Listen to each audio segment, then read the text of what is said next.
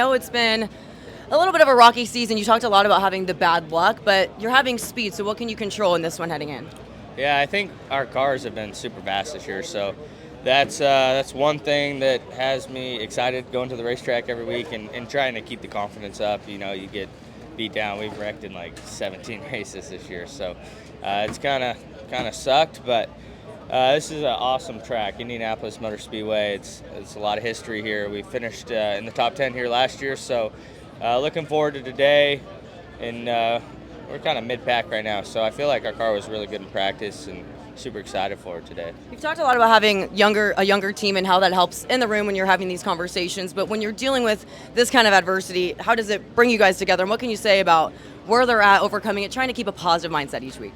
Yeah, I mean, I got great teammates with Todd Gillen and Zane Smith, and we're all buddies off the racetrack, so we'll hang out throughout the week, and Zane's wife and Todd's wife, they hang out together, so we all I guess, fifth wheel with them, so it's pretty fun to just have teammates that you enjoy and you're buddies with. It's not like a forced relationship, so it makes it a lot better to be able to work when we get to the racetrack. So they're good. They push me to become better. I feel like I push them to become better, and we have a really good dynamic. So all of us working together, I think it just improves where we're at as a team and an organization as a whole. And when we all come together, and we'll meet after practices and meet after the races and talk about, kind of where we're at, where we think we can improve, what we think we're pretty good at, and then try to build the thing up. So Front Row Motorsports has been great. I love it here, and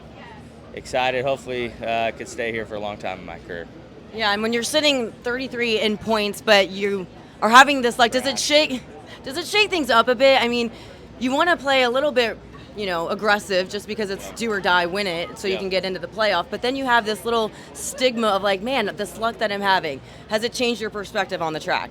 Not really. Maybe for the strategy side on how my crew chief Drew crawls the race, he might be a little more aggressive and try to put us in a better position at the end to win the race and not chase stage points or whatnot. But for us, it's just trying to keep the mentality of trying to be aggressive and always moving forward throughout the race and just executing at the end of the day. It's definitely, the Cup Series is tough, and it was awesome yesterday celebrating the 100th win for Junior Motorsports and being a part of that. And my career, I don't want to say I forgot how to win, but it's been a long time since we won. So getting back up there, being kind of low in the points, I don't want to say it's a do or die scenario, but we are calling these races and with the strategy of to win the race. So that some days it works, some days it doesn't. But I know we got the speed to do it. It's just we need a little bit of luck. Yeah, well, you got the speed. That's what counts. And so we wish you the best of luck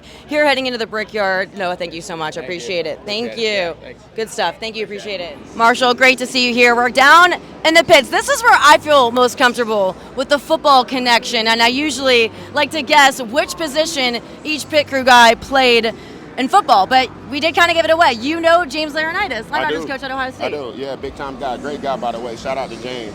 Obviously, when I played with the Rams, he was one of the mentors, one of the OGs there. So, small world, right? And I understand why you like being in the pit. This way the athletes are.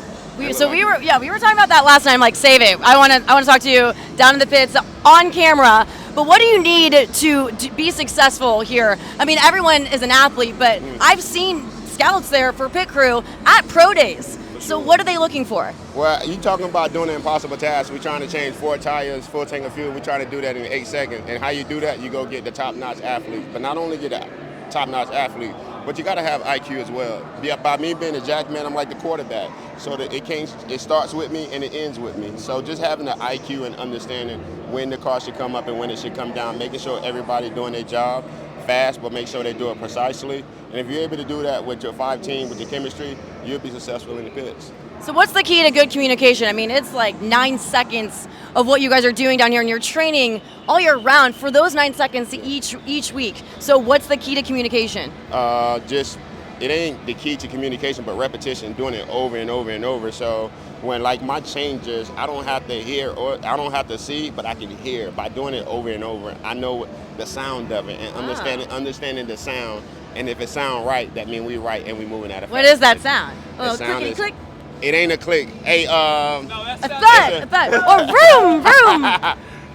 What's the sound that makes it feel right? So it's kind of hard to explain because it's the nature of the gun.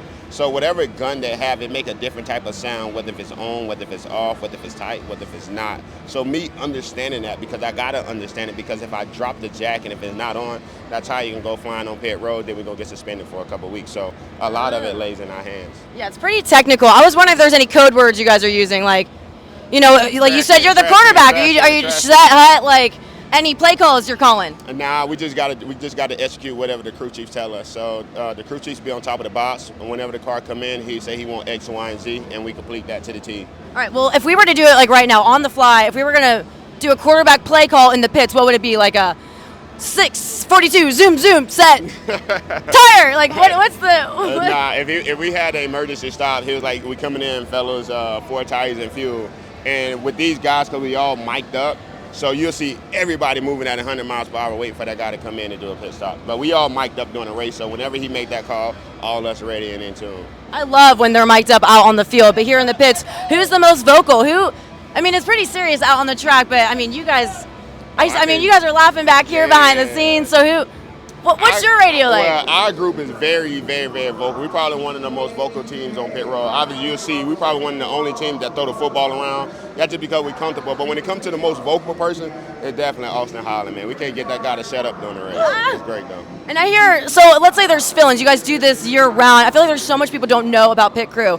You guys are full-time, and then you have alternates as well, right? Absolutely. Okay, so you what did you do to get into this position? Like, are you part-time until you can work your way into full-time? Like, what makes you guys the elite team? Well, a lot of guys come in that have to be on the development squad because it's not an easy task. So it's something you have to grasp, something you have to work at. And if you put in the work, eventually you'll get an opportunity. Just like any sports, you have injuries, you have guys that age out, you have, you know, unspecific stuff that happens and a person to get that opportunity. And usually people that are ready for that opportunity, they take advantage of it, and next thing you know, now it's them and waiting for the next group to come in. If you guys, we're going to keep doing some football connections here, but I was just thinking, and I wonder if you agree, if you guys were any position on the field, I would lean O-line, where you're doing a lot of the dirty work and you guys can't move without you, but not getting all the praise. Why aren't there more reporters talking to pit crew? But you guys are doing the dirty work. You're the athletes on the field, the track. Well, I think for a long time you didn't have these type of pit crews. A lot of the pit crew guys they was mechanics.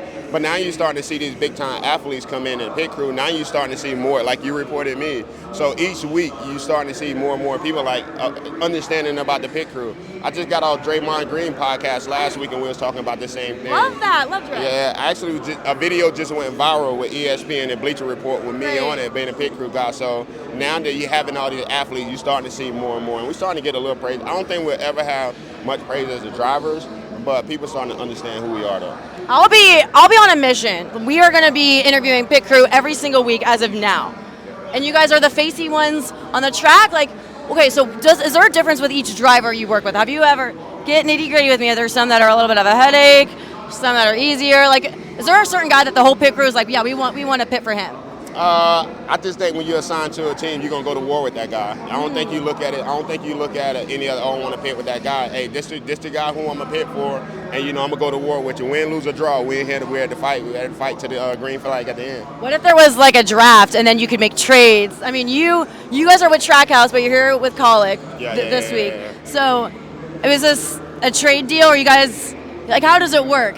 Can you like switch in and do a trade for a guy on another team that you want, or what's the relationship with other pit crews? So once we assign, for us being at Trackhouse, obviously Trackhouse is our employee, but we contracted out with Colleague. But once we signed to that deal, we with Colleague for the rest of the year. So for this year, we strictly with AJ. So AJ, my guy, I'm going to war for him this year, and me wanting to pit with anybody else, I'm gonna plead the fifth on that. We almost got you there. Almost got him. Well, Marshall, thank you so much. This was very enlightening, exciting, and the fun time is in the pits. They got a football and everything. I feel right at home with you guys. Come on. All right, thank you so much. Appreciate you. Thank you.